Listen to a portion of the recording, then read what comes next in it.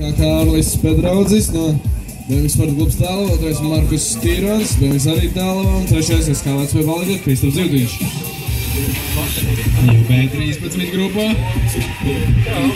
Nomainos B12 ir devušies trasē un RRS Rīgas favorīts sportists.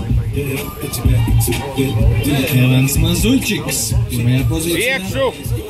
Viņam uzdoties sīras konkurents un jau ir ieņēmis viņa pirmo pozīciju. Tas ir Kustas Usevičus no Šauļiem, atstājot Edgaru Elanu Mazuļčiku otrajā pozīcijā.